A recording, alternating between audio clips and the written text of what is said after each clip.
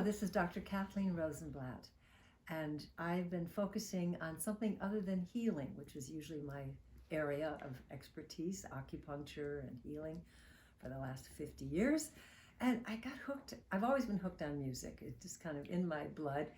And I've been writing 2 books called Youth Planet, the 60s in the Music Century. And I've just wanted to interview musicians, people that have been really doing this for a long time. And of course, there's young musicians, but there's old musicians, and my guest here doesn't quite qualify yet. But I've been interviewing musicians that have been doing this and are still, really cooking in their 70s. So today I have Eric McKain, and he is a percussionist, and he's a drummer who has played with everybody. I mean, he's played with Michael Jackson and Aretha Franklin, and he was with the Lion King on Broadway in New York for how many years, I don't know. But anyways, Eric is here today to talk about his career and how he sees music and his experience. So Eric, welcome. Thank you. It's a pleasure to be here. So tell me about your roots as far as how you got into music and what drew you to drums. Well, originally I'm from now South Central Los Angeles, LA, and as kids, you get into a bit of mischief, but it was this organization, kind of like the Boy Scouts, but the inner city version of it, and we joined. It was called the Teen Post, and there were several of them around the city. Some of them had like pool tables and, teaching little games and certain, taking field trips to local museums and stuff like that. But this particular one, called the Florence Youth Band, that Teen Post was the one that had music, the introduction of music, supervised by Mr. Roy Johnson. Bless his soul. And were you just locally right there, or did you have to travel to get to that? Well, see, that's the key. That was really cool, because it had training from 1 through 6, just like regular school at that time. I'm sure some of you young folks don't know about that now because you have all these other grades and stuff. But yeah, 1 through 6, and the first class was where you actually got introduced to whatever instrument you chose to do. Mm-hmm. Now, keep in mind, this was the goal was to get to grade 7, which was actually the concert band and the marching band. Mm-hmm. And our rewards were the uniform, and we could actually go on parades and stuff. That's fantastic. Yeah. That's just so great instigation, incentive. Yeah, by all means, it was so cool. I had a problem choosing the instrument that I wanted, my instrument of choice. So I started off on alto saxophone, and I switched to baritone horn. Then I switched to baritone sax. Then I switched to trumpet. Wow. Didn't happen. So I started to play drums, and that was supervised. One of the instructors that was at Florence Youth Band was Mr. George Johnson, who was already a pioneer in rudimental drumming. So I took lessons with him, and obviously I put in the time, practice, because that goal was to get to the marching band, right? Yeah. That was the deal. So anyway. Little did they know how many goals you were going to hit, The marching band, yes. I mean, it was cool. Michael Jackson later. Right. No, I never thought about that. Well, I just wanted to get that uniform and one go thing on at a the time, one goal at a time. And look cool like the rest of the guys, because guys would wear sunglasses with the marching uniform. Now keep in mind they were like 16 and 17 years old, the big boys. At that time I was like 10, 12. Wow, how 10 lucky through that 12. you got hooked. Yeah, and I tell you that program saved a lot of. I mean, it directed us into a more positive direction in life. Fantastic. Because you, as you know, the things that happen down in the neighborhoods at times. But yeah, it was a great influence on me. And so, get back to the story. I got to the band, the Florence Youth Lions Marching Band, right? So we started doing these local parades, and it was cool. But then they branched out. We would do like the Watts Parade, or I think, local stuff around the area. Play for the opening of a grocery store, something like that. Hey. But then we did a parade in Reseda. Now, and that year, this is like around 68, 69, 1968, 69, I think. These are hot years. Yeah. I had never, for those who don't know, going from South Central LA over that hill into the San Fernando Valley is a big difference and a big cultural experience. Today I take it for granted, but I still remember because I'm living in this area now. But that was a whole new introduction to me. Wow. You know, I saw only black people where I came from. I didn't see Van Nuys High School. I didn't know what was going on there. And I got to tell you, it wasn't easy. When he did that Reseda parade down Reseda, what is that? Is it Reseda? That's a city, right? Well, Reseda's a city and a street. It's Reseda Boulevard. It's Reseda Boulevard. It's an exit. For me, it's just an off-ramp exit. That was different, Yeah. you know. And so it was an experience, a learning experience, as well as a cultural experience. That's so exciting. Interesting. So I saw all these bands, you know, and they were well more put together. Obviously, they had the finances too. And keep in mind, we didn't have a lot of finances, a lot of money. So the uniforms that we had was pretty minute. It wasn't a big deal. But the bands like the Van Nuys Cavaliers, the Whittier Cavaliers, I can't remember the Reseda's band, but they were really dressed to the T, you know. I wanted that, you know. Great. So there was another band that caught my attention, was the Los Angeles Police Junior Youth Band. That was one of the bands that I was really drawn to. Why? Because they had a local guy who was kind of a legend in our area. His name was John Herron, and he was a top rudimental snare drummer. Am I boring you with this? No. Oh, okay. No, I mean, I think this is very sociological. You know? It's cool, and I want to get on that healing This thing is too history. with your craft. But yeah, John Herron was in the band, and by the way, the band was a marching band, and we were also a concert band. Now, the police band, they had another vibe, another experience, and John being in there, in that band, with the rudiments and the technique. Marching band is a different style of playing. Handy. Yeah, but then rudimental snares and marching or drum corps was more like. Now, today, the marching bands and colleges have adopted that technique, but that band at that time, that was just, oh man, I really need to do this. So I left the Florence Youth Band, joined the police junior band, and with that, the parade experience went even farther. We started doing parades up and down the coast of California. By them being a police band, the police department, LAPD, wanted to represent in other ways other than just enforcing, to protect and to serve. All right? They wanted to represent in another area. Well, possibly for recruiting, who knows. But yeah, so with that, I was introduced to Drum and Bugle Corps because we did one parade with a drum and bugle corps. I think it was either the Anaheim Kingsmen or the Santa Ana Velvet Knights. They call them the VKs now.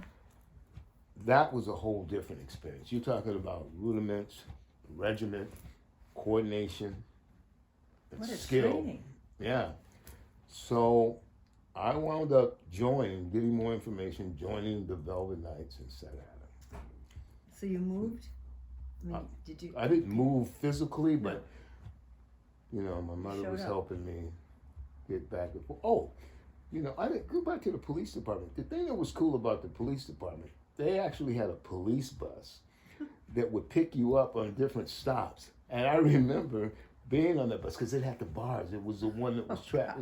The little carrying prisoners? Yeah. To back and forth to jail. So we were sitting on the bus, teasing up We're the not people. prisoners. They're right. We were going down the Harvard Freeway, and people were like, "Oh my God!" At that time, see, everything now is taken for granted. We're so used to this kind of callous thing where, so and so just got arrested. So and so got killed. Yeah, it happens too much now. So it's Right.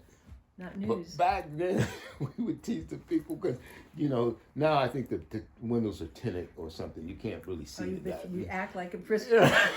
acting like that, and stuff. And it was kind of interesting. And people, those poor kids.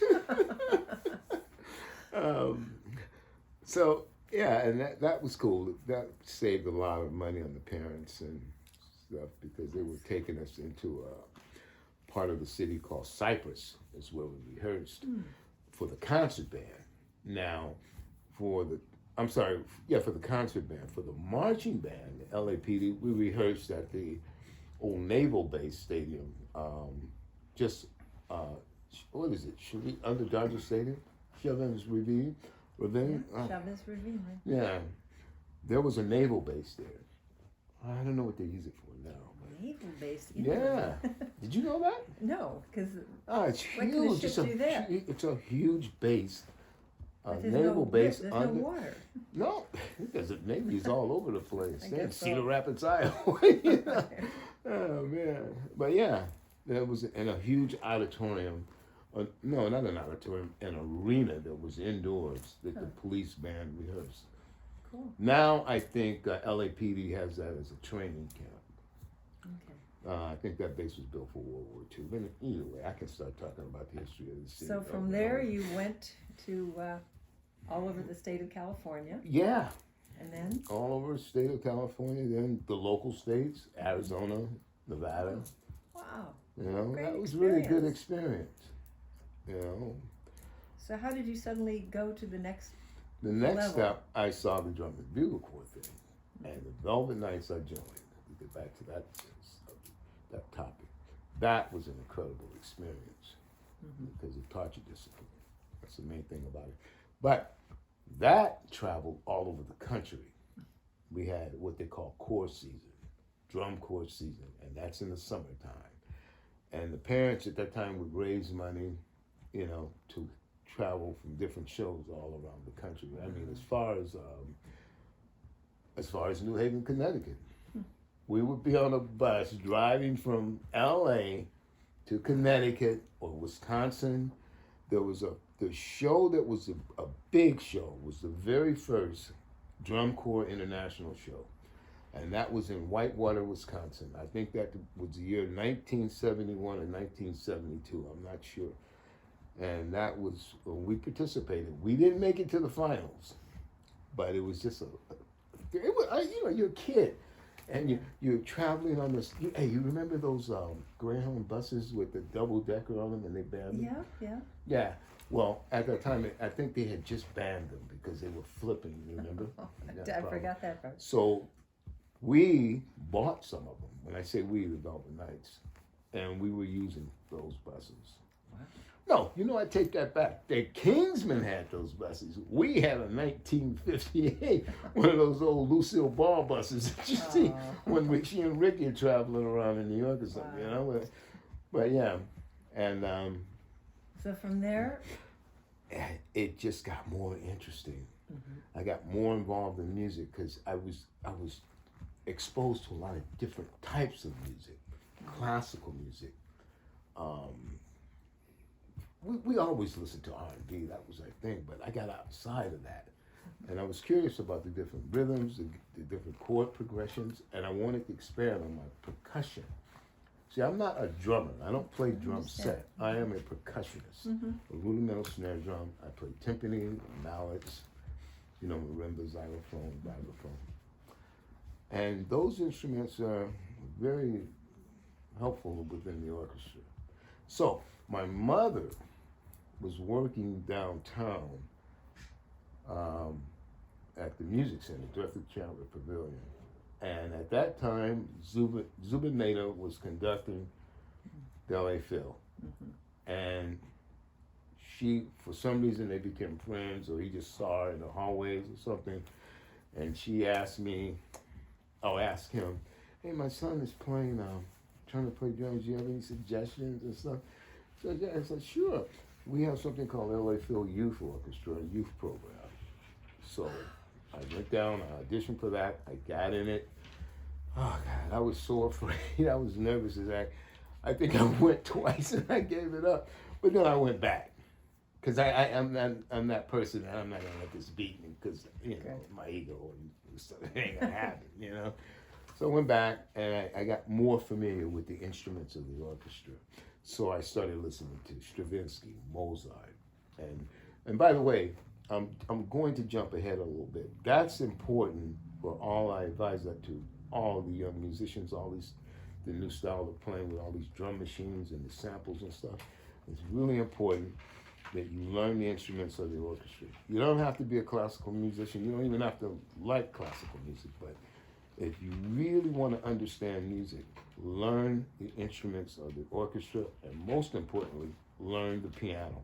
Don't have to be a pianist, just learn the notes on it and where they fall. Bass clef, treble clef. That's very important, because when you hear, so many times I do work, a session, a recording session or something, and when I physically play that instrument, they go, oh man, wow, I got that on my sample, yo. Damn, dude. Like that. But they don't know the name of it. They don't, instead of saying, hey man, let's go through these 50 million sounds that are programmed in it, they can say, oh, I need a timpani here. Oh, I need a bidambao here. Oh, I need a tambourine here. See, and that helps to know what a flute sounds like, to understand what an alto saxophone, the difference between an alto and a tenor saxophone, all that.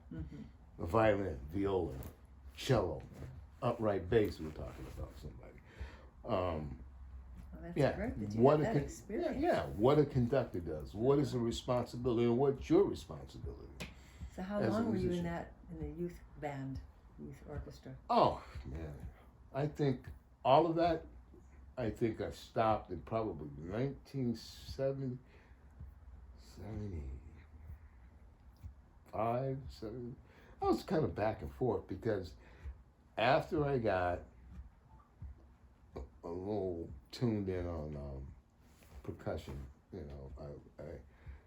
I went to Fremont High School in South Central LA, and I got exposed heavily into jazz. Now, my uncles and stuff, they were always around the house listening to Coltrane and stuff. I didn't know who Coltrane was at the time, and it just used to sound like a bunch of noise.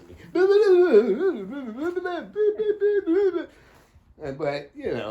around the big Cadillacs and listening to that stuff, that was cool. But when I went to Fremont, we had a legendary high school educator, and such a great legendary, and a man that was really, really in it to help young people, expose them to music. And that music was jazz. That's my first love. I appreciate all music, but jazz is what my heart is. That's what I enjoy. Interesting. And what kind of jazz pulls you the most? I like everything. I was more so in the John Coltrane, Eric Dolphy, Freddie Hubbard, obviously Miles Davis. But I read something, Herbie Hancock, I read something that Herbie said, and by the way, he's, go there later. Herbie said Miles turned him on to listening, being open to various music, which I was already open. Excuse me. I was already open to music.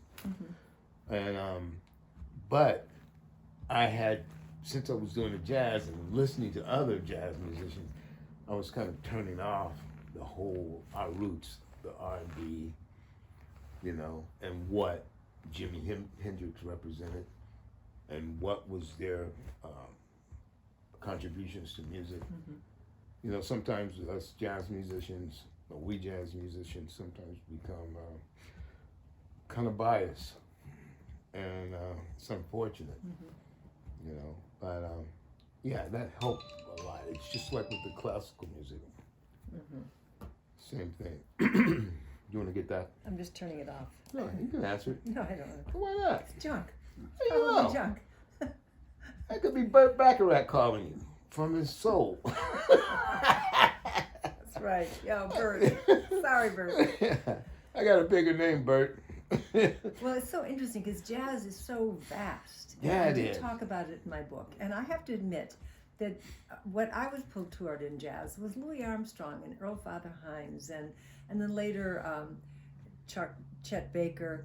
But softer jazz, more melodic jazz. But then I'd have boyfriends, and they'd say, "Oh, you got to listen to Mama Jamal." That was one. And then, Right. oh, it's the MJQ, the Modern Jazz Quartet, and it'd always be a boyfriend that would Right. pull me in, and I'd listen to like one song would be really great, and two songs like it's still interesting, but by the third song, I'd lose interest. Right. Now, when I listen to John Coltrane with Johnny Hartman, I'm just in heaven Look to at listen you. to that soft. That John Coltrane that was really soft and very sensual and just gorgeous. But then there's the John Coltrane that, Right. and that loses me completely. Then he Bebop. goes outside. But I love researching this all now because for this book I'm learning about how Miles Davis, the birth of the cool and Right. all these different kinds of jazz that he Right. softened again and made it more melodic and. Anyways, you tell me more. That's about my No, limit. you're absolutely right, because when I first heard Louis Armstrong, that was Louis Armstrong's son. I don't know, some people say don't call him Louis. Yeah, I know. I Some just people say call can't him, help it.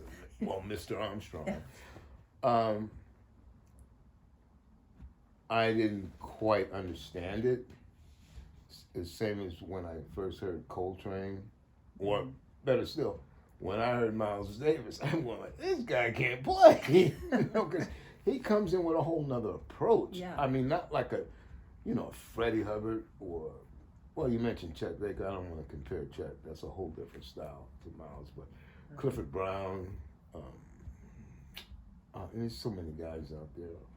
I mean, jazz is really abstract. Yeah, it's it like is. listening to Bach. It is, it's but very abstract. And so if you can just enter into that world and give up waiting for a melody and just get into this state. that's where Miles comes in. Another person that opened me up is exactly what Herbie said about him.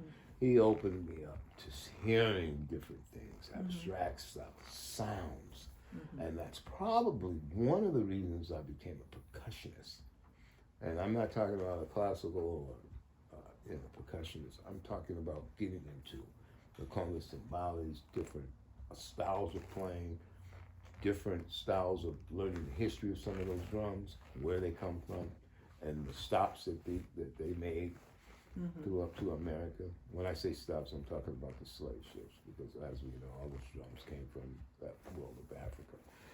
So when each time that ship stopped, they took on the culture of that arena, the area, whether it's South America, And West I Indies. love talking about in my book how the English colonies didn't allow any drumming at all because they knew it better, that this could foment something. But New Orleans, the French, allowed drumming on Sundays. And then all of a sudden the American Native Americans come in and say, well, we like to drum, and all of a sudden this grew out of New Orleans as opposed to any place else. Yeah, see, that's questionable too. Oh. Was the Native Americans the first on drums here with their thing? Or On the that- continent, they were the first Right. several 10,000 years. Right. But when Africans came in, that was huge. Yeah, they didn't like the drumming. The British did not like that because they didn't know. They didn't know until they figured out that drum that you have in your home here, while we're doing this interview, the djembe, that drum was communicating. All tribes didn't speak the same language, but they communicated the rhythms with that drum. That drum travels, the sounds of that drum. It's so I warm. love the djembe. And They're all over the place. Yeah, they're in all this over the room. place here. The sound of that traveled for miles. British couldn't figure that out. They didn't know. But But once they did. No more signaling. Come on, Negro, you ain't playing this drum. But yeah. So yeah, that exposed me. And under the direction and supervision of Reggie Andrews at Fremont High School, it was just an incredible experience. I mean, he taught me um, so many aspects of the music business, not just being a musician, but I mean, this guy showed me everything, how to put on a production. Even though these things were small that we were doing, like high school stuff, but it's still the same thing. It's just on a bigger scale now that I do things. A concert, a theater production. You got the roots right then. Yeah, I got it. So how did you get catapulted into that next level of working with people? In other words, from this symphonic youth band, what happened after that? Nothing. I played a few concerts, man, but my goal was I got into this world of jazz and big band. Okay, I mean, we had a great big band here, the Joe Wilson Big Band. I was fortunate to play with them once, but man, that was one of the local big bands here. Joe Wilson. Yeah, you're not familiar with Joe? I don't think so. I mean, you didn't happen to know Iron Jaw Wilson? No. This was a guy. Was he here in L.A.? Yeah, Tenor player? Yeah, no, well, no, he had a big band, but it was in some place like on Western Avenue. Oh yeah. And he'd come out and tap dance and play instruments, and he'd have chairs in his mouth. Really? He'd like pile the chairs up because Iron Jaws. Right. Wilson, That's what they called him. So that was a great blues band. That was something else. So it was a blues band. Yeah, it was a blues band. Okay. I think this guy was left over from like vaudeville or something. But You I'm know, just trying to that's- think of Joe Wilson. But go ahead. Joe Wilson, he had a great song out called, you might want to pull this up later, called Viva Torado. Yeah, that's a great album, and it's recorded here. He had some of the great locals here. Snooky Young, I think, was on. Snooky Young, trumpet player from the Johnny Carson show. Charles Owens, I think, was in that band, tenor player. George Bohannon, and just a host of guys. And you played on the Johnny Carson show for years. Oh yeah, I wasn't in the house band, but I've done the show many times with the Pointer Sisters, Sheena Easton, Jeffrey Osborne, a host of people I can't quite remember. But that was a whole nother experience. We can get to that later, but we still down here at the bottom. This is 3 or 4 shows, young lady. That's exactly true. All right, so we on that mix. Okay. So with Reggie Andrews, he exposed, and not just to the whole art of production, the whole art of writing and writing music, notating music. And you got into that? Yeah. Wow. You have to be.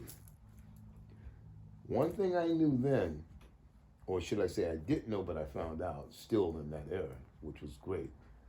In this business, you can't just do one thing. You gotta spread yourself a little bit.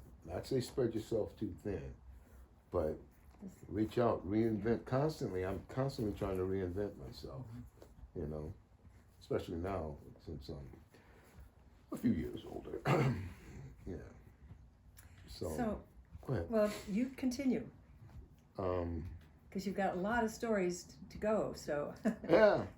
So yeah, Reggie taught, score paper. I mean, we saw music back with the concert band, but it was all Hal Leonard and stuff. It was already printed out.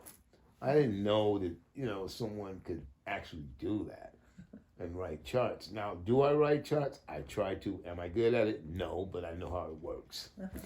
Right? Am I a pianist? Can I write a song? Yes, I can write a tune, but I do need help with certain chord progressions and stuff.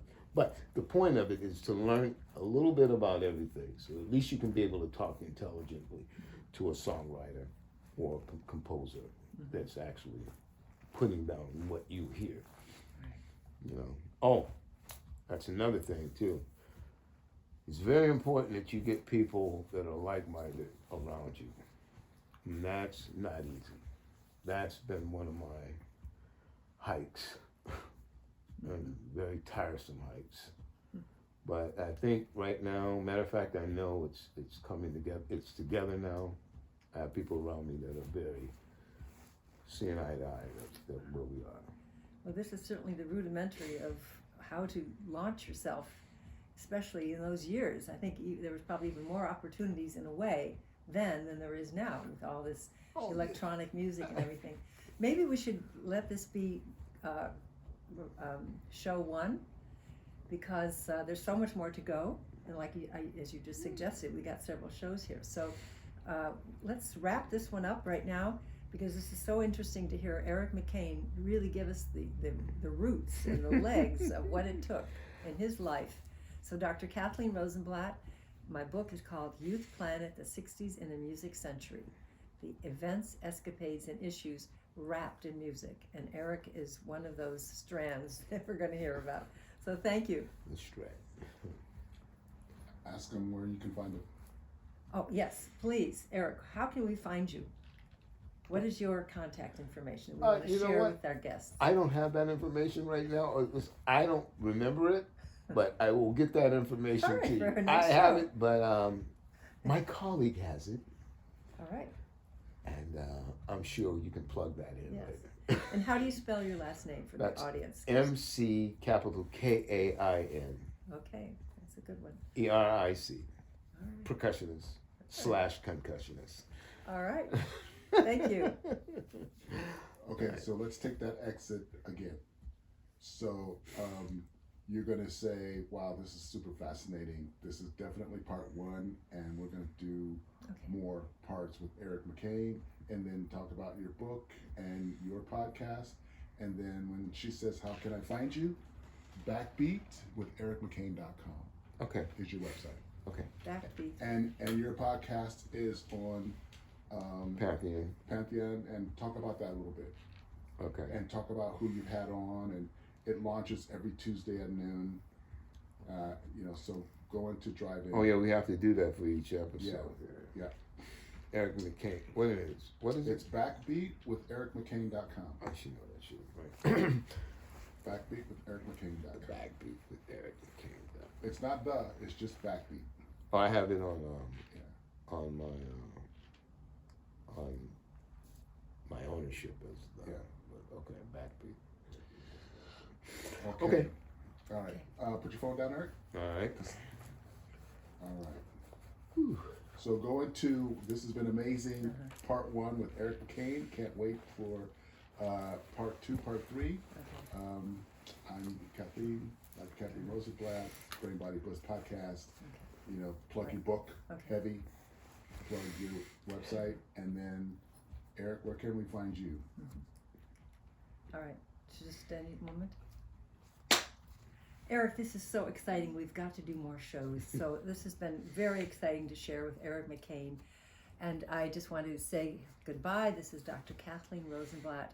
My book is called Youth Planet, the 60s in the Music Century, the events, escapades, and issues wrapped in music. Because I really do cover the whole century up to today, the overflow of the last century. And Eric, this has been so interesting. What are your contact information? Well, I have a podcast, Good. which I'm new to, but I'm loving it. I mean, it's called Backbeat with yours truly, Eric McKain, on the Pantheon Media Podcast Network. And my slogan is, where every journey has a story, and every story has a journey. I'm sorry, where every journey had a story, and every story had a journey. Well, this is certainly true of you. Yes. So I look forward to doing another show with you. Oh, I'll tell you a little bit about this podcast before you leave me. Okay. On the show, it's very important to me that I have the stories of the people behind the scenes in our entertainment industry. So we don't just do musicians and the top stars of it. I'm more concentrating on the people behind the scenes. What makes the Michael Jacksons? What makes the Taylor Swifts? We have stories. A little south of 50 years being on the road and recording, I've heard so many stories. So I'm getting down to the nitty gritty with stories from even our bus drivers, tour bus drivers, our truck drivers, give you an idea of what they go through. Our set production guys, our attorneys, our agents, and obviously studio musicians like myself. Even the lighting guys are involved. Oh, wardrobe, don't want to forget that. Makeup, all those girls, they're the ones with the real stories because they're listening to all this stuff. All these guys are in the makeup chair. But anyway, Backbeat, Eric McKain on the Pantheon Podcast Media Network. Please tune in Tuesdays at 12 noon. All right. Tuesdays. Well, thank you for listening, and we'll do some more shows with Eric McKain. Thank you, Kathy. Thank you. We're grooving, sister. All right. Rock and roll, Yes, baby. absolutely. Boom!